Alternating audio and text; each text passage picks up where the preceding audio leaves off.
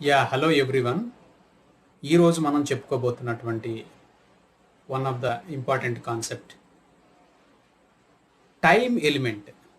ధర నిర్ణయంలో time element యొక్క ఇంపార్టెన్స్ ఏముంది, అసలు టైంకి ఎంత ప్రాముఖ్యత ఉంది, అంటే కాలానికి ఎంత ప్రాముఖ్యత ఉంది ఒక వస్తువు ధర నిర్ణయంలో అనేది వివరించడం ఈ వీడియో యొక్క ముఖ్య ఉద్దేశం. అయితే మనం ప్రీవియస్ వీడియో కూడా కొంత చెప్పాము, ఒక వీడియో చెప్పాను, ఈక్విలిబ్రియం ప్రైస్, సమతౌల్య ధర అనేది ఎలా నిర్ణయించబడుతుంది అనేది చెప్పాను. సాధారణంగా ఒక వస్తువుకు ధర ఎలా నిర్ణయించబడుతుంది అంటే ఆ వస్తువు యొక్క డిమాండ్, ఆ వస్తువు యొక్క సప్లై రెండింటి ద్వారా ఒక వస్తువుకి ప్రైస్ అనేది నిర్ణయించడం జరుగుతుంది.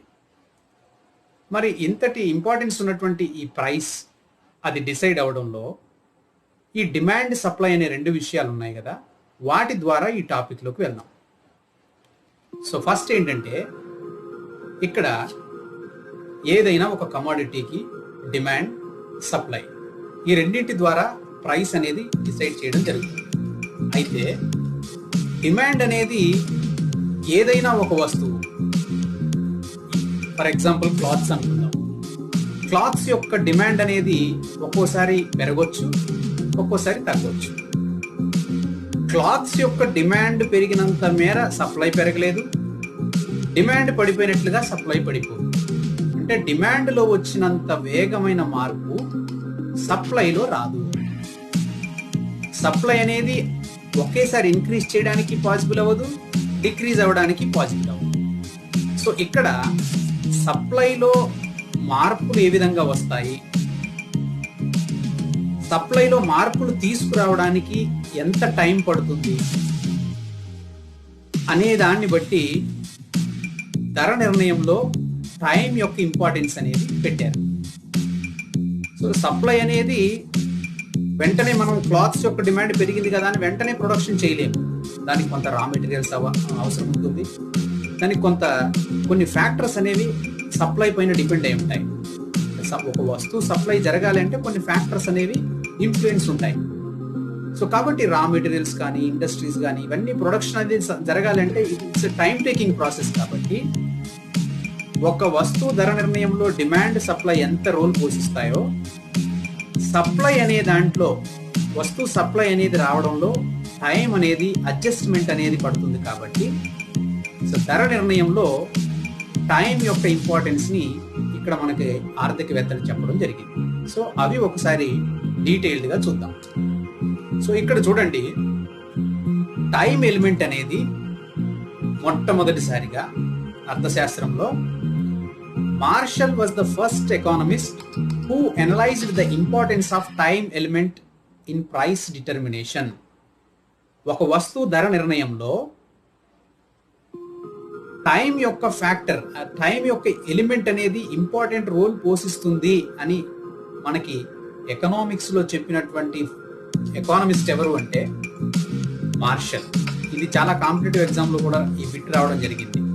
So Marshall was the first economist who analysed the importance of time element in price determination. ధర నిర్ణయంలో టైం యొక్క ప్రియారిటీ ఉంటుంది, టైం యొక్క ఇంపార్టెన్స్ ఉంటుంది అని మొట్టమొదటిసారిగా వివరించినటువంటి ఎకానమిస్ట్ ఎవరు అంటే ఆల్ఫ్రెడ్ మార్షల్.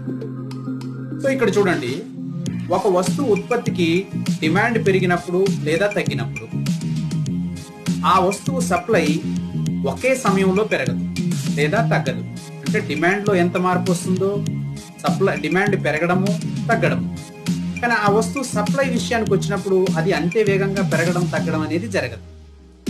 సప్లైలో మార్పులు సాంకేతిక కారణాలపై ఆధారపడి ఉంటాయి. ఇవి మారడానికి సమయం పడుతుంది. అందువల్ల డిమాండ్ మరియు సప్లైల మధ్య సర్దుబాటు ఒకేసారి జరగదు. ఇప్పుడు అర్థమైంది కదా, డిమాండ్, సప్లైలు అనేవి డిమాండ్లో వచ్చిన వేగవంతమైన మార్పులు సప్లైలో రావడానికి సాధ్యం కాదు. కారణం ఏంటి అంటే ఒక వస్తువు సప్లై రావాలి అంటే దానికి రా మెటీరియల్స్ ఉండాలి, ఇండస్ట్రీ ఎస్టాబ్లిష్మెంట్ ఉండాలి, ప్రొడక్షన్ జరగాలి, లేబర్, చాలా కారణాలు ఉంటాయి. సో కాబట్టి అన్ని టెక్నికల్ ఇష్యూస్ ఉంటాయి. కాబట్టి సప్లై డిమాండ్ రెండింటి మధ్య సర్దుబాటు అనేది ఒకేసారి జరగడానికి అవకాశమే లేదు. సో కాబట్టి ఇక్కడ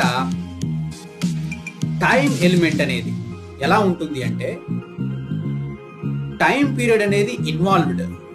so time period involved in adjustment the scale of production size and organisation of the industry in accordance with the change in demand for its product. ఆ వస్తువు డిమాండ్లో ఎంతో మార్పులు రావచ్చు, కానీ సప్లైలో అడ్జస్ట్మెంట్స్ రావాలి అంటే, సప్లైని మనం ఆ డిమాండ్కి తగ్గట్టుగా మార్చాలి అంటే టైం పీరియడ్ అనేది ఇన్వాల్వ్ అవుతుంది. సో ఈ టైం పీరియడ్ ఇన్వాల్వ్ అయ్యి ఆ వస్తువు ప్రొడక్షన్ యొక్క స్కేల్లో కానీ, అలాగే సైజులో కానీ, ఆర్గనైజేషన్లో కానీ ఆ వస్తువుకు ఎంతైతే డిమాండ్ ఉందో దానికి తగ్గంత మార్పులు తీసుకురావడానికి టైం పీరియడ్ అనేది ఇన్వాల్వ్ అవుతుంది అనేది మనం గుర్తుంచుకోవాలి. అలాగే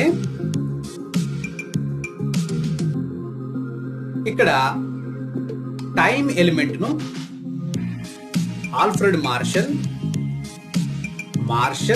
has divided the pricing of products into 4 time periods. ఒక వస్తువు ధర నిర్ణయంలో లేదా వస్తువుల ధర నిర్ణయాలలో టైం యొక్క ఎలిమెంట్ ను మార్షల్ 4 పీరియడ్స్ కింద డివైడ్ చేయడం జరిగింది.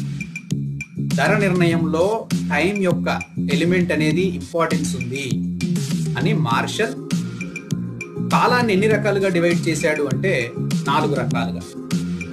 డిమాండ్, ఒక వస్తువు యొక్క డిమాండ్లో మార్పులు రావచ్చు, కానీ సప్లైలో అంత త్వరగా మార్పులు రావు. సప్లైలో మార్పులు రాకపోవడానికి కారణం ఏంటి అంటే సప్లైలో చాలా రకాలైనటువంటి టెక్నికల్ ఇష్యూస్ ఉంటాయి కాబట్టి కొంత టైం పడుతుంది ఆ డిమాండ్కి తగ్గట్టు సప్లైని మార్పు చేయడానికి. సో ఆ టైం పీరియడ్ని, ఆ డిమాండ్ సప్లైల ద్వారా నిర్ణయించబడే ఆ ప్రైస్ని నిర్ణయించేటటువంటి విషయంలో కాలాన్ని మార్షల్ 4 రకాలుగా విభజించాడు. అవేంటి అంటే, 1 మార్కెట్ పీరియడ్ అంటారు, 2 షార్ట్ పీరియడ్ అంటే స్వల్పకాలము, 3వది లాంగ్ పీరియడ్ దీర్ఘకాలము, ఇక 4వది సెక్యులర్ పీరియడ్ అంటే అతి దీర్ఘకాలము అని అర్థం. సో డిమాండ్ సప్లైల ద్వారా నిర్ణయించబడే ధర నిర్ణయంలో టైం యొక్క ఇంపార్టెన్స్ ఉండింది. ఆ టైం కూడా ఎటువైపు నుంచి, సప్లై వైపు నుంచి అడ్జస్ట్ అవడానికి టైం పడుతుంది. కాబట్టి ఒక వస్తువు ధర నిర్ణయంలో కాలం చాలా ప్రాముఖ్యత ఉంది, కాలం అనేది చాలా కీ రోల్ పోషిస్తుంది అని మార్షల్ ఆ కాలాన్ని 4 రకాలుగా విభజించాడు. 1 market period, short run, long run, secular period అనేది మనం గుర్తుపెట్టుకోవాలి. ఇది 1 by 1 మనం తెలుసుకుంటూ వెళ్దాం. సో 1 మార్కెట్ పీరియడ్ అంటే ఏంటి, మార్కెట్ పీరియడ్ లో ధర ఎలా నిర్ణయించబడుతుంది, అలాగే మార్కెట్ పీరియడ్ లో ఏ రకమైన వస్తువులకు ఎలా ధర నిర్ణయించబడుతుంది అనేది మనం పరిశీలిద్దాం. ఇక్కడ చూడండి, market period is very short period, supply being fixed. అంటే మార్కెట్ పీరియడ్ అంటే చాలా కొద్ది సమయాన్ని, అంటే డిమాండ్ కు తగ్గట్టుగా సప్లైలో అసలు మార్పులు చేపట్టడానికి అవకాశమే లేనటువంటి కాలాన్ని మార్కెట్ పీరియడ్ అని చెప్తాం. సో ఇక్కడ సప్లై అనేది ఫిక్స్ అయి ఉంటుంది, సప్లైని మార్చడానికి లేదు. అలా అప్పుడు ప్రైస్ ఎలా నిర్ణయించబడుతుంది అనేది ఒకసారి చూస్తే, so the time period is few days or weeks. The supply of a commodity can be increased to match the demand. This is possible for durable goods. ఈ మార్కెట్ పీరియడ్ లో మనం గుర్తుపెట్టుకోవాల్సిన విషయం ఏంటి అంటే, ఇక్కడ 2 వస్తువులు ఉంటాయి. 1 ఇది చూసారు కదా, డ్యూరబుల్ గుడ్స్. 2వ చూద్దాం, the time period for perishable commodities is only A day. ఇక్కడ 2 విషయాలు మనం చూస్తున్నాం. డ్యూరబుల్ గూడ్స్ అయితేనేమో టైం పీరియడ్ మార్కెట్ కాలంలో ఎంత సమయం ఉంటుంది వాటికి అంటే ఫ్యూ డేస్, అంటే కొద్ది రోజులు ఆర్ వీక్స్. అదే పెరిషబుల్ గూడ్స్ వచ్చే వరకు అంటే నశ్వర వస్తువులు, డ్యూరబుల్ గూడ్స్ మీన్స్ కొంత మన్నిక కలిగినటువంటి వస్తువులు. త్వరగా పాడైపోయేటటువంటి వస్తువులు ఏవైతే ఉంటాయో వాటిని మనం పెరిషబుల్ కమోడిటీస్ అని చెప్పి పిలుస్తాం. సో వాటికి డిమాండ్ ఎంత, వాటికి ఎలా ఉంటుంది కాలం, మార్కెట్ పీరియడ్ లో ఎంత టైం ఉంటుంది అంటే it is only A day, ఒక్క రోజులోనే వాటి టైం అనేది ఉంటుంది. అవేంటి అనేది ఒకసారి చూస్తే మీరు పెరిషబుల్ గూడ్స్ చూద్దాం. ముందుగా ఇక్కడ నేను 2 ఇమేజెస్ ఇచ్చాను, ఇంతకంటే ఎక్కువనే ఉన్నాయి. The price of a perishable commodity such as milk, అలాగే వెజిటబుల్స్, అలాగే fish is primarily influenced by it's demand. ఈ పెరిషబుల్ అనేటటువంటి కమోడిటీస్ ఉన్నాయి కదా, వీటి యొక్క ధర అనేది వాటి డిమాండ్ పైన డిపెండ్ అయి ఉంటుంది. ఎందుకంటే వీటి డిమాండ్ అనేది, వీటిని స్టోర్ చేయడానికి ఎక్కువ కాలం దాయడానికి అవకాశం లేదు, దాస్తే పాడైపోతాయి.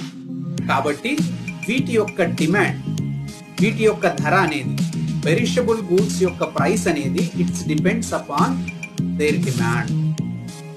ఒకవేళ మిల్క్ యొక్క డిమాండ్ పెరిగింది అనుకోండి, మిల్క్ ప్రైస్ పెరుగుతుంది. ఆ రోజులో మిల్క్ డిమాండ్ తగ్గింది అనుకోండి, మిల్క్ యొక్క ప్రైస్ అనేది తగ్గుతుంది. అలాగే ఫిష్, వెజిటబుల్స్, ఫ్రూట్స్, వీటన్నింటికి కూడా వాటి యొక్క ధర అనేది ప్రధానంగా వాటి డిమాండ్ పైన ఆధారపడి ఉంటుంది. చూడండి, ఇక్కడ supply has no influence on price because it is fixed. ఒక్క రోజులో సప్లైలో మార్పు చేయడానికి లేదు కాబట్టి, మార్కెట్ పీరియడ్ అంటేనే పెరిషబుల్ గూడ్స్ కు సంబంధించి డేస్ లో ఉంటుంది కాబట్టి సప్లై అనేది ఫిక్స్డ్, అది మార్పు చేయడానికి అవకాశం లేదు. సో కాబట్టి ధర నిర్ణయంలో సప్లై యొక్క రోల్ ఏ మాత్రము లేదు. ఏమి రోల్ ఉంది ఇక్కడ? ప్రైస్ డిటర్మినేషన్ లో డిమాండ్ అనేది కీ రోల్ పోషిస్తుంది. చూడండి ఇక్కడ, therefore the price of a perishable commodity rises with the increases in its demand. వాటి యొక్క డిమాండ్ కనుక ఇంక్రీజ్ అయితే, పెరిషబుల్ కమోడిటీస్ యొక్క డిమాండ్ అనేది రైజ్ అయితే, price also rise and falls with the decrease in its demand. వాటి యొక్క demand కనుక తగ్గిందంటే ధర కూడా తగ్గుతుంది. ఇక్కడ పెరిషబుల్ గూడ్స్ అంటే ఒక డే లోనే మాత్రమే నిల్వ ఉండగలిగేటటువంటి వస్తువులు, వీటి యొక్క డిమాండ్ పైననే వాటి యొక్క ధర ఆధారపడి ఉంటుంది. ఇది మనం గుర్తుపెట్టుకోవాల్సినటువంటి విషయం. అలాగే ఈ పెరిషబుల్ గూడ్స్ లో నేను ఇక్కడ ఒక డిమాండ్ అనేటటువంటిది డయాగ్రామ్ ఇచ్చాం, మార్షల్ ఇచ్చినటువంటి డయాగ్రామ్ ఇది. So the price of A perishable commodity like milk, vegetable, fish etcetera is primary influenced by it's demand. వాటి ధర దేని మీద డిపెండ్ అవుతుందని చెప్పాము? డిమాండ్ పైన డిపెండ్ అవుతుంది. సో ఇక్కడ ఒక డయాగ్రామ్ ఇచ్చాము చూడండి. ఓ ఎక్స్ యాక్సిస్ మీద క్వాంటిటీ, ఓ వై యాక్సిస్ మీద ప్రైస్ ఇచ్చాము. ఎంఎస్ అనేది మార్కెట్ లో ఉన్నటువంటి supply curve, market supply curve. This is the demand curve. D అనేది డిమాండ్, ఎంఎస్ అనేటటువంటి సప్లై కర్వ్ డిమాండ్ కర్వ్ ని ఈ పాయింట్ దగ్గర ఇంటర్సెప్ట్ చేసింది. సో ఇక్కడ ఇంటర్సెక్ట్ అవడం వల్ల ప్రైస్ అనేది ఓపీగా ఉండింది, క్వాంటిటీ ఓక్యూ. సో ప్రైస్ అనేది ఓపీగా ఉండింది. ఇక్కడ డిమాండ్ కనుక ఇంక్రీజ్ అయినట్లయితే డి నుంచి D1 కు పెరిగింది అనుకోండి డిమాండ్, అంటే ఆ రోజు ఆ మిల్క్ కానీ, వెజిటబుల్ కు కానీ, ఫ్రూట్స్ కానీ డిమాండ్ పెరిగితే ఆటోమేటిక్ గా ఇక్కడ ఈ నుంచి E1 కు డిమాండ్ పెరిగింది. సో D1 కు పెరిగింది డిమాండ్. E1 వద్ద మార్కెట్ సప్లై, డిమాండ్ అనేవి ఇంటర్సెక్ట్ అయ్యాయి. సో ఇక్కడ ప్రైస్ అనేది ఓపీ నుంచి OP1 కు పెరిగింది. ఎందుకు పెరిగింది? డిమాండ్ ఇంక్రీజ్ అవ్వడం వల్ల ప్రైస్ అనేది ఇంక్రీజ్ అయ్యింది. అలాగే డిమాండ్ అనేది డి నుంచి D2 కు తగ్గింది అనుకోండి, అప్పుడు ఈ D2 డిమాండ్ రేఖ ఎంఎస్ అనే మార్కెట్ సప్లై రేఖను E2 దగ్గర ఇంటర్సెక్ట్ అయింది. సో ఇక్కడ ధర అనేది P2 గా నిర్ణయించడం జరిగింది. ధర OP నుంచి OP2 కు పడిపోయింది. ఎందుకు పడిపోయింది? డిమాండ్ పడిపోవడం ద్వారా ధర అనేది తగ్గింది. సో పెరిషబుల్ గూడ్స్ విషయంలో ధర అనేది, ప్రైస్ అనేది వాటి యొక్క డిమాండ్ ను బట్టి ఆధారపడి ఉంటుంది. కారణం సప్లై అనేది కూడా ఇక్కడ ఫిక్స్ అయి ఉండడాన్ని మనం గమనించాలి. ఇప్పుడు డ్యూరబుల్ గుడ్స్ చూద్దాం, మన్నిక కలిగినటువంటి వస్తువులు. So most commodities are durable, which can be kept in stock, మనం కొంతకాలం నిల్వ ఉంచుకోగలిగేటటువంటి వాటిని మనం డ్యూరబుల్ గూడ్స్ అని చెప్పి పిలుస్తాం. సో వాటిలో when the price increase with the increase in its demand, its supply can be increased out of this given stock. Such commodities are cloth, wheat, tea, etc. కొంతకాలం మనం స్టోర్ చేసుకోవడానికి అవకాశం ఉన్నటువంటి products ఏమంటాము అంటే డ్యూరబుల్ గూడ్స్ అని చెప్పి పిలుస్తాము. సో వాటి ధర నిర్ణయంలో ఇక్కడ the price increases with the increase in its demand, వాటి డిమాండ్ పెరిగితే ధర పెరుగుతుంది. యాజ్ వెల్ యాజ్ వాటిని కొంతకాలం మనం స్టోర్ చేసుకోవడానికి అవకాశం ఉంది. పెరిషబుల్ గూడ్స్ లాగా వెంటనే అమ్మడానికి లేదు, కొంత నిల్వ చేసుకుంటాం. కాబట్టి ఇక్కడ కొన్ని పాయింట్స్ డిస్కస్ చేయాలి మనం. So such commodities are clothes, wheat, tea. వీటిని కొంతకాలం మనం స్టాక్ గా ఉంచుకుంటాం కాబట్టి వాటిని ఎప్పుడు అమ్ముతాము, డిమాండ్ పెరిగినప్పుడే అమ్ముతామా, తగ్గినప్పుడు అమ్ముతామా అనేటటువంటి విషయాన్ని ఒకసారి పరిశీలిద్దాం. చాలా ఇంట్రెస్టింగ్ గా ఉంటుంది ఇది, చూడండి. First, A minimum price below which a seller will not sell his commodity, this is also known as reserve price. ఇప్పుడు నా దగ్గర ఒక వస్తువులు ఉన్నాయి, అంటే నా దగ్గర కొన్ని క్లాత్స్ ఉన్నాయి. వాటిని నేను మరీ మినిమం ప్రైస్ పడిపోయినప్పుడు అమ్మడానికి ఇష్టపడను, ఎందుకంటే వీటిని కొంతకాలం మనం స్టోర్ చేసుకోవడానికి అవకాశం ఉంది కదా. సో కాబట్టి దీనికి అలా స్టోర్ చేసుకుని ఉండేటటువంటి దాన్ని ఏమంటాము అంటే రిజర్వ్ ప్రైస్, అంటే నిల్వ ధర. ఎప్పుడు వీటిని అమ్ముతాము, ఎంతకాలం వీటిని రిజర్వ్ చేసుకుంటాము అనేటటువంటి విషయాలు మళ్ళీ మనం మాట్లాడుకుందాం. సెకండ్ ఏంటంటే a maximum price at which the seller will be prepared to sell the entire quantity of his commodity. Maximum price వచ్చినప్పుడు ఈ ఉత్పత్తిదారుడు అనేటటువంటి నేను నా దగ్గర ఉన్నటువంటి మొత్తం క్లాత్స్ ని, మొత్తం క్వాంటిటీని అమ్మడానికి ఇష్టపడతాను మాక్సిమం ప్రైస్ దగ్గర. సో మినిమం ప్రైస్ వచ్చినప్పుడు ఏం చేస్తున్నాను, అమ్మడానికి ఇష్టపడకుండా దాన్ని కొంత నిల్వ చేస్తున్నాను. దాన్నే మనం ఏమని పిలుస్తున్నాము, రిజర్వ్ ప్రైస్ అంటున్నాము, నిల్వ ధర అంటున్నాము. సో ఇక్కడ నిల్వ ధరకు సంబంధించినటువంటి కొన్ని ఇంట్రెస్టింగ్ పాయింట్స్ ఉన్నాయి, చూద్దాం.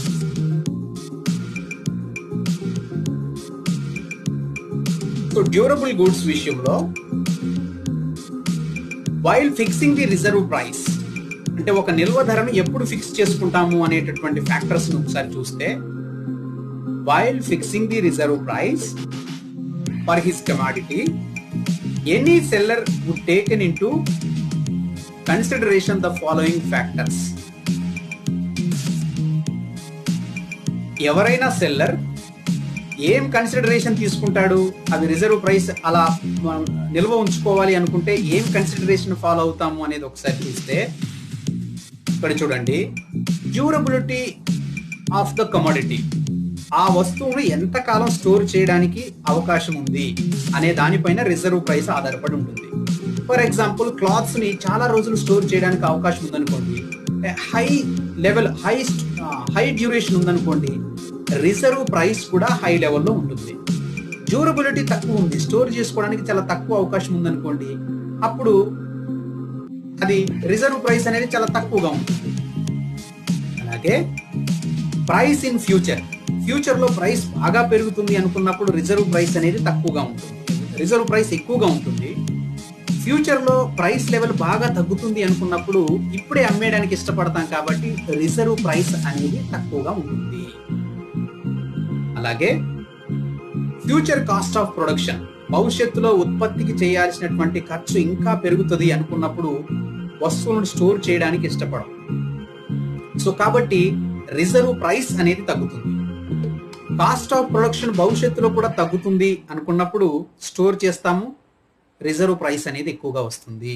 నిల్వ ధర అంటే మనం కొన్ని వస్తువులను స్టోర్ చేసుకోవడం ద్వారా సంపాదించేటటువంటి ధరను రిజర్వ్ ప్రైస్ అని చెప్పి పిలుస్తాం. అలాగే expenses on storage, products produce చేసి వాటిని స్టోరేజ్ చేసుకోవడానికి ఫెసిలిటీస్ అనేవి లేవనుకోండి, అవి ఎక్కువ ఎక్స్పెన్సెస్ అవుతున్నాయి అనుకోండి, మనం నిల్వ చేయడానికి ఇష్టపడం, అప్పుడు రిజర్వ్ ప్రైస్ అనేది చాలా తక్కువగా ఉంటుంది. స్టోరేజ్ ఎక్స్పెన్సెస్ అనేవి మనకి భవిష్యత్తులో తగ్గుతాయి, ఎంతైనా స్టోర్ చేసుకోవడానికి అవకాశం ఉంది అనుకున్నప్పుడు ఎక్కువసేపు ఉంచుకుంటాం కాబట్టి రిజర్వ్ ప్రైస్ అనేది ఎక్కువగా ఉంటుంది.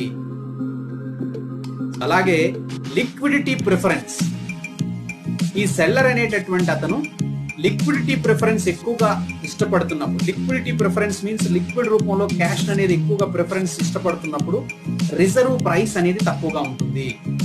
సో లిక్విడిటీ ప్రిఫరెన్స్ అనేది తక్కువగా ఉన్నప్పుడు రిజర్వ్ ప్రైస్ అనేది ఎక్కువగా ఉంటుంది. అలాగే డిమాండ్ ఇన్ ఫ్యూచర్, భవిష్యత్తులో డిమాండ్ ఎక్కువగా పెరుగుతుంది మన ప్రోడక్ట్స్ కి అనుకున్నాం అనుకోండి, అప్పుడు ఎక్కువ కాలం నిల్వ ఉంచుకుంటాం కాబట్టి రిజర్వ్ ప్రైస్ అనేది పెరుగుతుంది. డిమాండ్ అనేది భవిష్యత్తులో తగ్గుతుంది అనుకున్నప్పుడు రిజర్వ్ ప్రైస్ అనేది తగ్గుతుంది అనుకున్నప్పుడు ఇప్పుడే అమ్మేస్తాం, రిజర్వ్ ప్రైస్ అనేది తగ్గుతుంది. సో ఇది ప్రతి అమ్మకందారుడు కూడా వీటిని కన్సిడరేషన్ తీసుకొని వీటిని ఫాలో అవుతూ ఆ రిజర్వ్ ప్రైస్ ని ఎలా పొందాలి అనేది చూసుకుంటాడు. తన దగ్గర ఉన్నటువంటి ప్రోడక్ట్స్ ఉండేటటువంటి డ్యూరబిలిటీ ఎంత ఉండింది అనే దాన్ని బట్టి అతను రిజర్వ్ ప్రైస్ అనేది ఎంత వస్తుంది, పెరుగుతుందా తగ్గుతుందా అనేది డిపెండ్ అయి ఉంటుంది. ఇలాంటి సిచ్యువేషన్స్ పైన డిపెండ్ అయి ఉంటుంది. సో ఇక్కడ డ్యూరబుల్ గుడ్స్ కి సంబంధించినటువంటి అంటే మన్నిక కలిగినటువంటి వస్తువుల విషయంలో ప్రైస్ అనేది ఎలా డిసైడ్ చేయబడుతుంది అనేది ఒకసారి మనం పరిశీలిస్తే, ఇది డయాగ్రామ్ తీసుకున్నాము, ఇక్కడ కొన్ని హైలైట్స్ పాయింట్స్ ఇచ్చాను, ఒకసారి గమనించండి. సో ఇక్కడ O X axis, O Y axis, O X axis మీద అవుట్పుట్ ను, ఓ వై యాక్సిస్ మీద ప్రైస్ ను తీసుకున్నాము. SMS1 is the supply curve during the market period. Market period లో ఉన్నటువంటి మొత్తం సప్లై రేఖల గురించి చెప్తుంది. అలాగే OQ1 is the total supply of the commodity. OQ1 అనేది టోటల్ గా మార్కెట్ పీరియడ్ లో ఉన్నటువంటి మొత్తం సప్లై గురించి చెప్తుంది. ఇది సప్లై రేఖ, ఇది సప్లై క్వాంటిటీ గురించి చూపిస్తున్నాం. So when the demand curve D intersects the supply curve SMS1 at E, ఈ D అనే డిమాండ్ రేఖ ఈ SMS అనేటటువంటి సప్లై రేఖను ఈ పాయింట్ దగ్గర ఇంటర్సెక్ట్ అయింది. సో ఇక్కడ ప్రైస్ P గాను క్వాంటిటీని O పరిమాణంలోను అమ్ముతున్నాడు. సో మిగిలిన ఈ Q1 ఉంది కదా, Q2 Q1. సో ఇక్కడ చూడండి, ఈ Q1 అనేది మొత్తం కూడా స్టాక్ ఉంచుకోవడానికి ఇష్టపడుతున్నాడు. OQ పరిమాణంలో అమ్మేస్తూ OQ వరకు సేల్ చేసేస్తూ ఈ Q1 పరిమాణంలో ఉన్నటువంటి ఈ భాగాన్ని రిజర్వ్ చేసుకోవడానికి ఇష్టపడుతున్నాడు. అలాగే if the demand is D2 means demand ఇంకా తగ్గితే, డ్యూరబుల్ కమోడిటీస్ విషయంలో డిమాండ్ ఇంకా తగ్గితే మార్కెట్ పీరియడ్ లో ప్రైస్ ఈజ్ OP2, ఇక్కడ నుంచి OP2 ప్రైస్ గా డిసైడ్ అయింది. at which he sells OQ2 quantity. ఎంతవరకు అమ్ముతున్నాడు?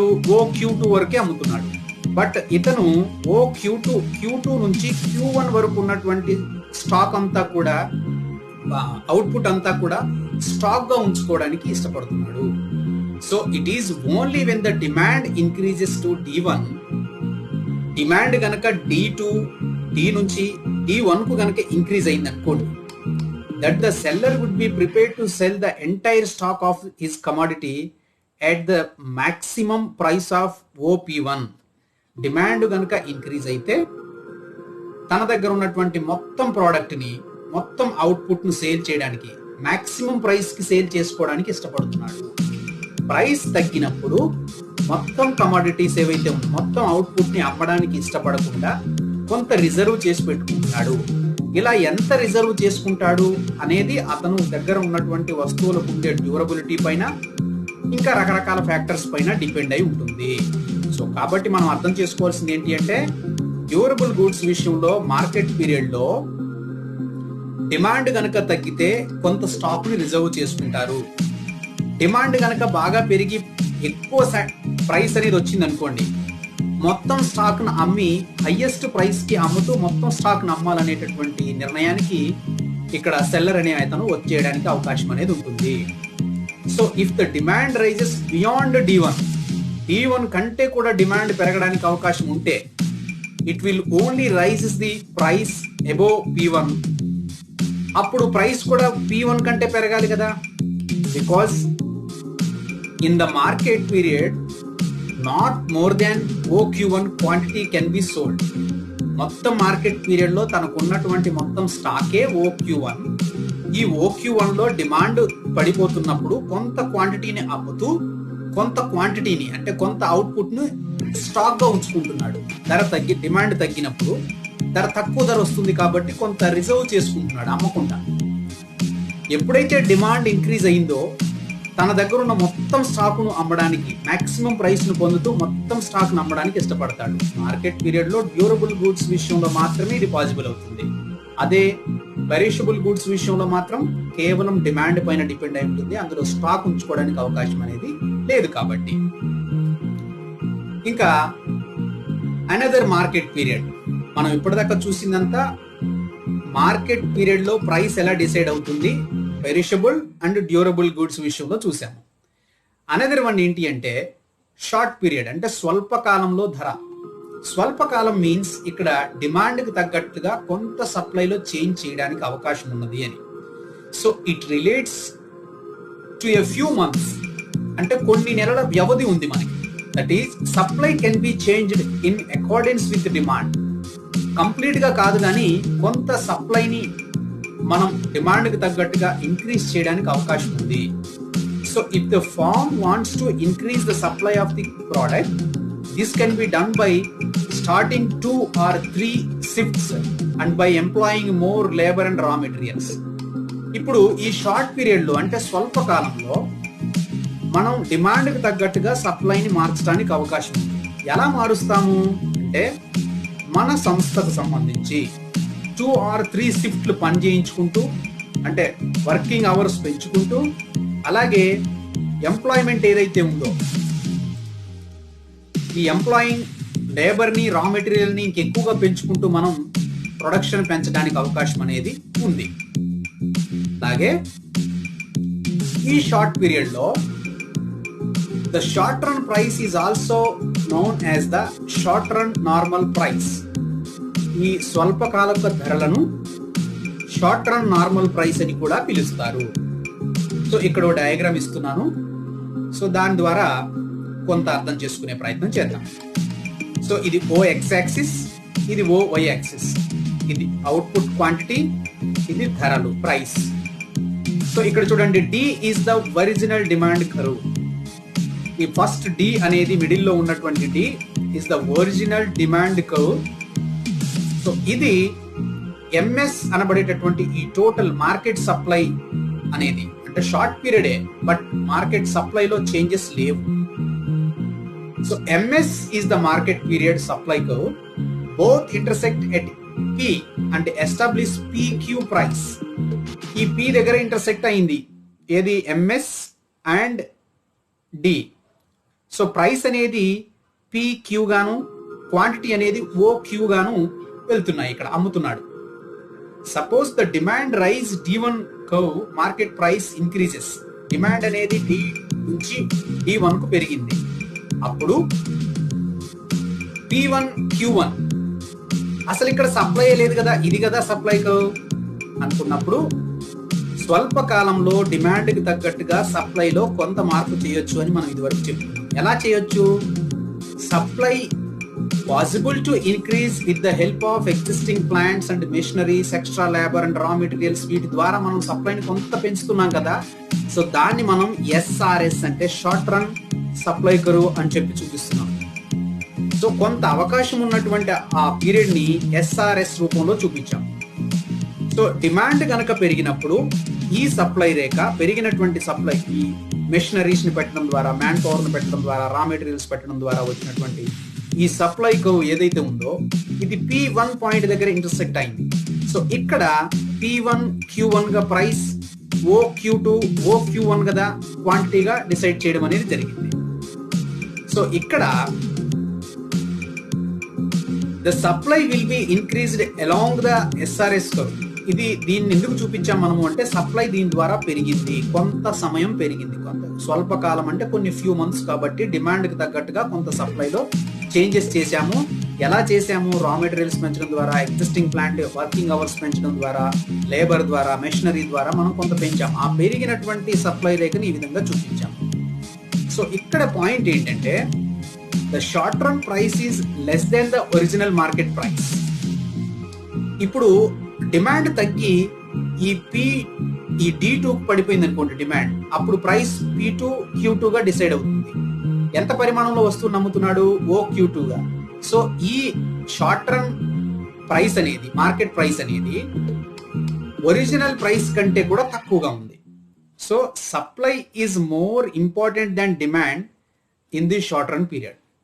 ఈ షార్ట్ రన్ పీరియడ్ లో మనం అర్థం చేసుకోవాల్సిన విషయం ఏంటంటే, ఇక్కడ డిమాండ్ కంటే కూడా సప్లై యొక్క ఇంపార్టెన్స్ ఉండింది. సో కాబట్టి ఇప్పుడు ఇది నార్మల్ ప్రైస్ పెరిగింది అంటే కొంత సమయం ద్వారా ఉత్పత్తిని పెంచారు కాబట్టి ఇది పెరిగినటువంటి సప్లై రేఖ. ఒకవేళ డిమాండ్ తగ్గితే ఇది తగ్గినటువంటి ధర. ఈ ధర నార్మల్ ప్రైస్ కంటే కూడా తక్కువగా ఉంది. సో ఈ మార్పులు అనేవి సప్లై ద్వారా వస్తున్నాయి కాబట్టి షార్ట్ రన్ అంటే స్వల్ప కాలంలో డిమాండ్ కు మాత్రమే కాదు సప్లైకి కూడా ఇంపార్టెన్స్ ఉంటుంది అనేది గుర్తుపెట్టుకోవాలి మనం ఇక్కడ. ఇక long period price or normal price, దీర్ఘకాలంలో ధరలు ఎలా ఉంటాయి? దీర్ఘకాలంలో డిసైడ్ చేయబడే ధరలనే మనం నార్మల్ ప్రైస్ అని కూడా చెప్తాం. So supply can be fully adjusted to demand. డిమాండ్కు తగ్గట్టుగా సప్లైని పూర్తిగా మార్చడానికి అవకాశం ఉన్నటువంటి కాలాన్ని మనం లాంగ్ పీరియడ్ అని చెప్పి పిలుస్తాము. So long run price is also known as the normal price. ఈ దీర్ఘకాలంలో ఉండేటటువంటి ధరలను సాధారణ ధరలు అని కూడా పిలవచ్చు అని ఎవరు చెప్పారు అంటే ఆల్ఫ్రెడ్ మార్షల్ చెప్పడం జరిగింది. సో మనం లాంగ్ రన్ లో నార్మల్ ప్రైస్ అనేవి ఎలా వస్తాయి అనేది ఒకసారి చూద్దాం. X axis quantity, Y axis price తీసుకున్నాము. ఇక్కడ the long run equilibrium point is this one. So LMC, long run marginal cost, marginal revenue, average revenue, long run average cost at its minimum point. This is the normal price. LAC minimum point ఏదైతే ఉందో, average revenue, marginal revenue, LAC average cost అనేది ఎక్కడైతే minimum point దగ్గర touch అయిందో ఇక్కడ ఇవన్నీ equal గా ఉన్నాయి కాబట్టి నార్మల్ ప్రాఫిట్స్ అనేవి వస్తాయి. ఒకవేళ డిమాండ్ కనుక ఇంక్రీజ్ అయితే, if the price increases from OP నుంచి OP1, the firm would sell OQ1. Price కనుక OP నుంచి OP1 కు పెరిగితే అవుట్పుట్ కూడా ఏమవుతుంది? OQ నుంచి OQ2 కు పెరుగుతుంది. సో ఈ ధరలు అంటే నార్మల్ పాయింట్ దగ్గర LAC మినిమం పాయింట్ ఏదైతే ఉందో ఇవన్నీ టచ్ అయిన దగ్గర మనం నార్మల్ ప్రైస్ అని చెప్పి పిలిచాం. కానీ ధరలు ఇక్కడ OP1 కు పెరిగింది, వస్తువు అమ్మకాలు OQ నుంచి Q2 కు పెరిగాయి. సో ఈ గ్యాప్ ని ఏమంటాము అంటే, ఈ AB మధ్యలో వచ్చినటువంటి గ్యాప్ ని ఎక్స్ట్రా ప్రాఫిట్ అంట. ఈ ఎక్స్ట్రా ప్రాఫిట్ ద్వారా కొత్త సంస్థలు మార్కెట్ లో అట్రాక్ట్ అయ్యి రావడానికి ప్రయత్నం చేస్తాయి. కొత్త సంస్థలు కూడా మార్కెట్ లోకి వచ్చినప్పుడు ఏమవుతుంది? ఆటోమేటిక్ గా సప్లై ఇంకా ఎక్కువగా ఇంక్రీజ్ అవుతుంది కాబట్టి ప్రైస్ అనేవి మళ్ళీ డిక్రీజ్ అయ్యి ఈ పాయింట్ వద్దకి చేరుకుంటాయి. So attract new firms into the industry, the supply would increase further. Supply బాగా పెరిగింది అంటే అప్పుడు ప్రైస్ ఆటోమేటిక్ గా తగ్గుతుంది కాబట్టి, డిమాండ్ కు మించి సప్లై ఎప్పుడైనా పెరిగితే ప్రైస్ అనేది ఆటోమేటిక్ గా రిడ్యూస్ అవుతుంది కాబట్టి P1 నుంచి P కి తగ్గుతుంది అని అర్థం. అలాగే the price fall from OP to OP2, OP నుంచి OP కి ప్రైస్ పడిపోయింది అనుకోండి, అప్పుడు అవుట్పుట్ కూడా ఏమవుతుంది? Q1 నుంచి Q కు పడిపోతుంది. సో ఇక్కడ ఏమవుతుంది? ఇక్కడికి పడిపోతుంది, OQ2 వద్దకు పడిపోతుంది. అండ్ హియర్ బై CD, ఇక్కడ C అనే D ఈ మధ్యలో ఉన్న గ్యాప్ ఏదైతే ఉందో ఇది లాస్ ని చూపిస్తుంది. ఎందుకంటే కాస్ట్ అనేది ఎక్కువగా ఉంది, తర్వాత ఇక్కడ వచ్చేటటువంటి ప్రైస్ అనేది తక్కువగా ఉంది. ఖర్చు ఎక్కువగా ఉండి మనకి ధరలు తక్కువగా ఉన్నప్పుడు నష్టాలు వస్తాయి కాబట్టి ఇదంతా కూడా లాస్ ని చూపిస్తుంది. సో కాబట్టి లాసెస్ అనేవి వస్తున్నప్పుడు మార్కెట్లో, పర్ఫెక్ట్ కాంపిటీషన్ మార్కెట్లో లాసెస్ వస్తున్నప్పుడు కొన్ని సంస్థలు ఆ లాస్ ను భరించడం ఇష్టం లేక మార్కెట్ లో నుంచి లీవ్ అయి వెళ్ళిపోతాయి.